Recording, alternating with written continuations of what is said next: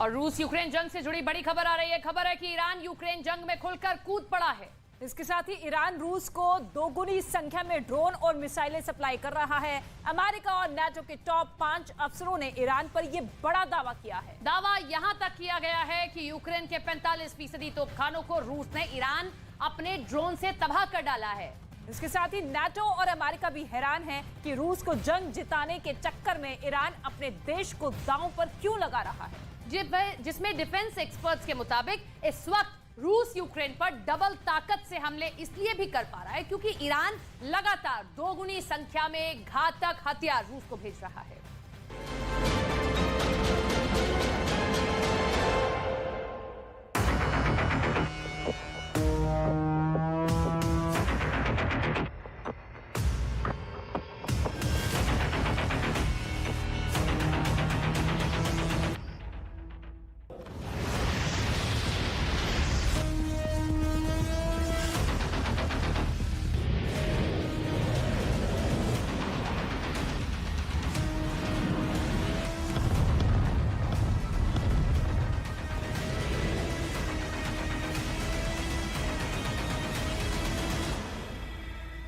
NATO और Ukraine ने दावा किया है कि रूस ने पिछले 24 घंटे में हमले दोगुने कर दिए हैं। आखिर रूस यूक्रेन पर डबल हमले क्यों कर रहा है?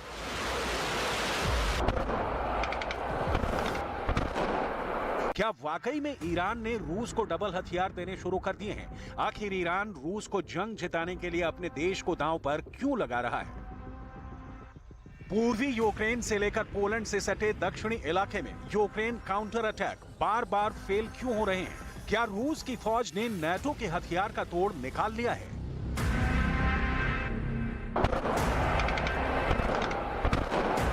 अब ऐसे दावे क्यों किए जा रहे हैं कि यूक्रेन की जंग अब नाटो लड़ रहा है?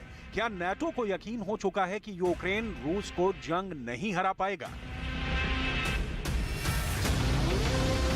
14 महीने से ज्यादा की जंग में रूस यूक्रेन पर 5000 से ज्यादा मिसाइल हमले कर चुका है। पूर्वी यूक्रेन के 13 शहरों पर रूस 3000 टैंकों से हमले कर रहा है, जबकि 2000 रूसी तोपों ने यूक्रेन के Bakhmut, Avdiivka, Donetsk, Kherson, Kharkiv, Sumy, Mykolaiv, Chernihiv, Zaporizhzhia, Dnipropetrovsk और लुहांस्क ओब्लास्ट में भारी तबाही मचाई है। लेकिन उसके बावजूद यूक्रेन दावा कर रहा है कि पूर्वी यूक्रेन में रूस हार रहा है। ज़ेलेंस्की तो यहां तक दावा कर रहे हैं कि 30 अप्रैल से 9 मई 2023 के बीच नाटो और अमेरिका के हथियारों के दम पर रूस को पूर्वी यूक्रेन से खदेड़ देंगे। बड़बोले ज़ेलेंस्की के इन दावों के बीच अब रूस ने यूक्रेन पर इतने भीषण हमले शुरू कर दिए हैं कि यूक्रेन की बोलती बंद हो गई है। राजधानी कीव पर रूस ने 50 दिन बाद लंबी दूरी की बेहद घातक मिसाइलों से हमला किया है। डिफेंस एक्सपर्ट्स दावा कर रहे हैं कि रूस इस वक्त यूक्रेन पर डबल ताकत से डबल हमले कर रहा है और रूस को यह ताकत कहीं ना कहीं ईरान से मिली है, जो अपने देश को दांव पर लगाकर इस वक्त रूस की अंधाधुंध मदद कर रहा है।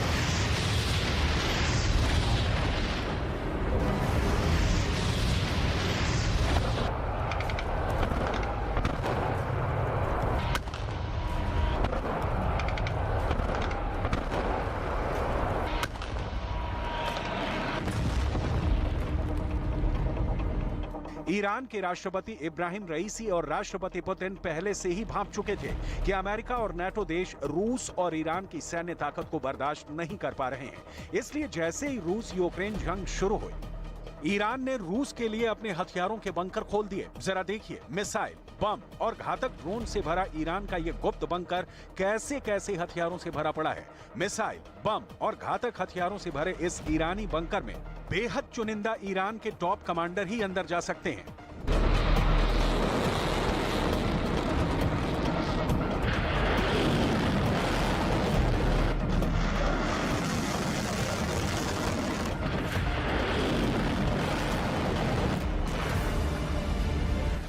अमेरिका, ब्रिटेन और नाटो ईरान के इन्हीं हथियारों को देखकर माथा पीट रहे हैं। अब उन्हें समझ में आ रहा है कि रूस को घातक हथियार इतने बड़े पैमाने पर ईरान कैसे दे रहा है।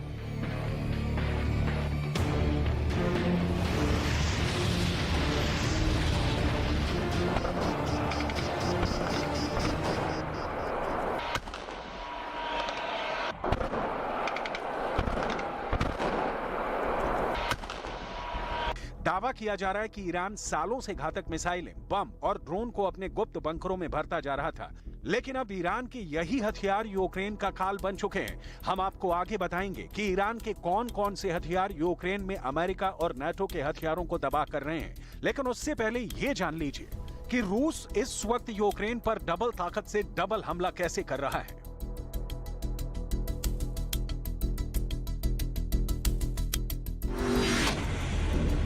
नाटो और यूक्रेन के खुफिया एजेंसियों ने बड़ा दावा किया है। ईरान रूस को दोगुने हथियार सप्लाई कर रहा है, जिसके दम पर रूस यूक्रेन पर दोगुनी रफ्तार से हमले कर रहा है। अमेरिका और नाटो के 5 टॉप ऑफिसर्स ने भी यह दावा किया है।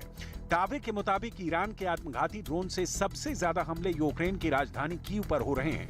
300 से ज्यादा की संख्या में शाहिद 136 ड्रोन से कीव पर भयानक हमले हुए हैं। एक्सपर्ट्स के मुताबिक यूक्रेन का एयर डिफेंस तबाह करने में ईरान का शाहिद 136 सबसे ज्यादा खतरनाक साबित हुआ है।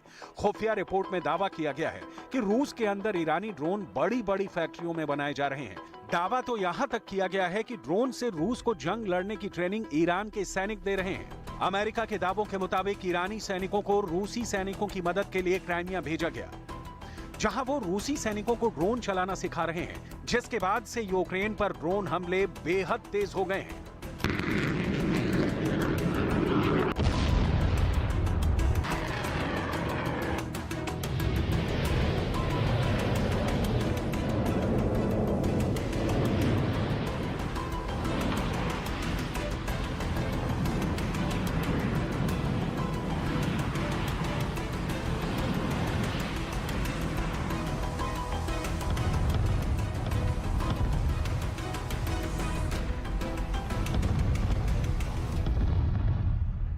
پاسخ سختی را از جانب نیروهای مسلح ما و ارتش جمهوری اسلامی ایران در پی خواهد داشت و بدون تردید بدانند که کوچکترین خطایی از جانب آنها نسبت به امنیت جمهوری اسلامی ایران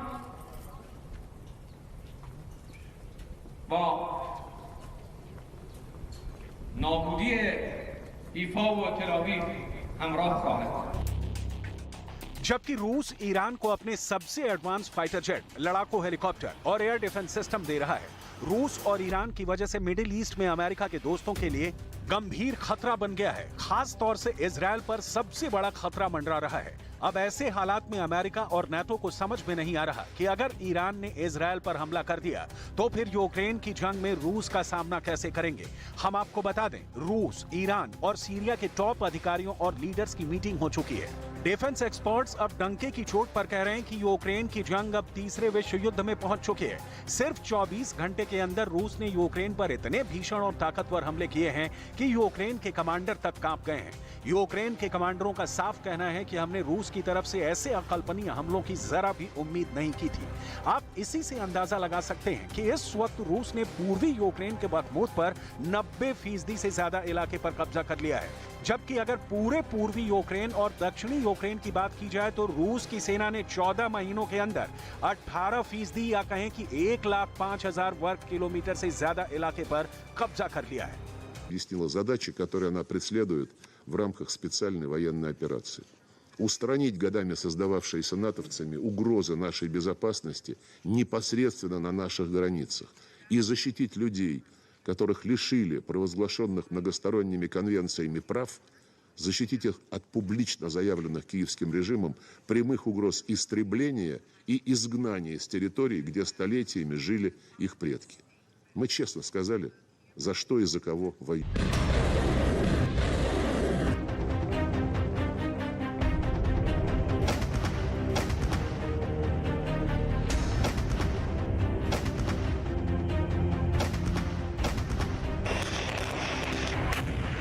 ईरान रूस के लिए मसीहा बन चुका है, जिसके दम पर रूस यूक्रेन को बुरी तरह से रौंद रहा है।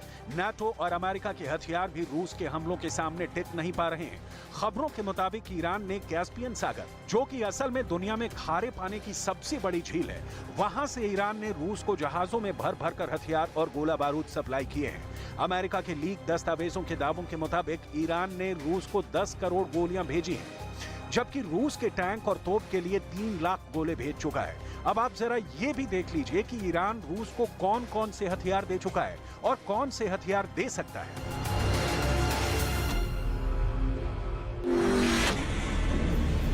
ईरान ने 2000 से ज्यादा शाहिद 136 ड्रोन से रूस की राजधानी कीव और यूक्रेन के 8 शहरों को तबाह कर दिया है। 16 लाख रुपए की लागत वाले ईरानी शाहिद 136 ड्रोन ने यूक्रेन के करोड़ों रुपए के एयर डिफेंस सिस्टम को तबाह कर दिया है। इसके अलावा ईरान के अराश 2, कियान और कर्रर ड्रोन का रूस जमकर इस्तेमाल कर रहा है। रूस का दावा है कि उसने ईरान और रूसी ड्रोनों के हमलों से यूक्रेन के 45% आर्टिलरी को तबाह कर डाला है।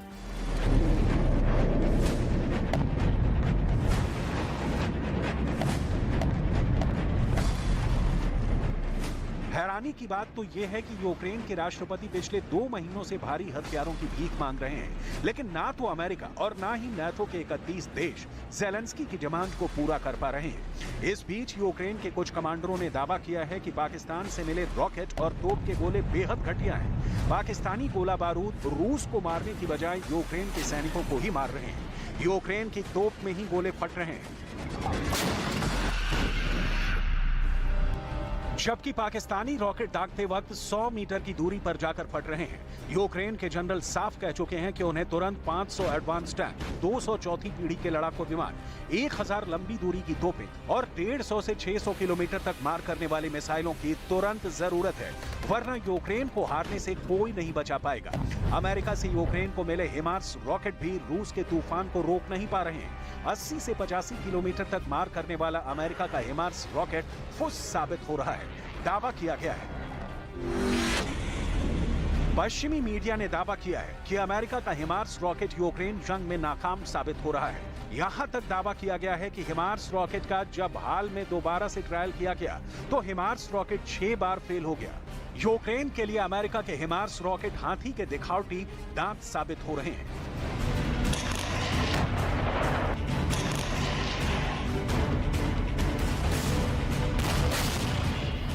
वहीं दूसरी तरफ यूक्रेन को अभी तक लंबी दूरी के 1000 ड्रोन नाटो और अमेरिका से नहीं मिल पाए हैं।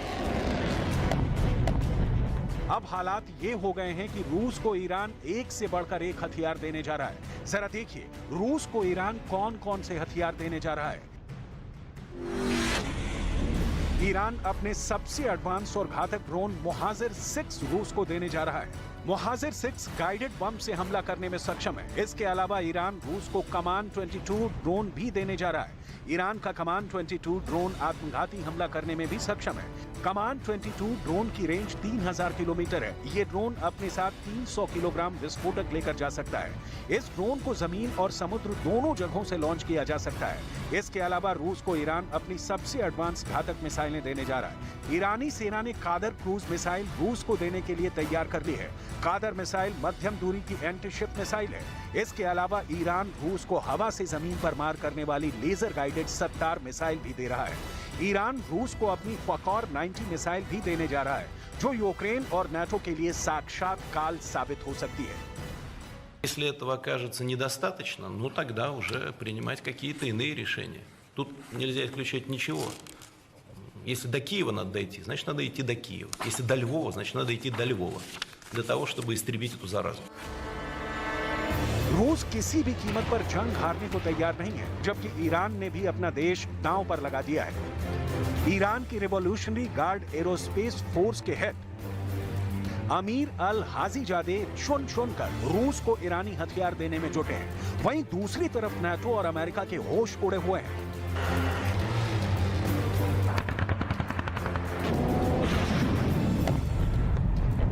हालात ये हो गए हैं कि यूक्रेन को रूस के खिलाफ जो काउंटर अटैक मार्च 2023 के आखिर में करने थे, वो हमले यूक्रेन अब तक रूस पर नहीं कर पा रहा है। सिर्फ बखमूत में 1-2 हमले कर पाया है, जो पूरी तरह से फेल हो गए हैं। अब देखना होगा अमेरिका और नाटो ईरानी हथियारों से रूस को मिली ताकत से कैसे मुकाबला करते हैं,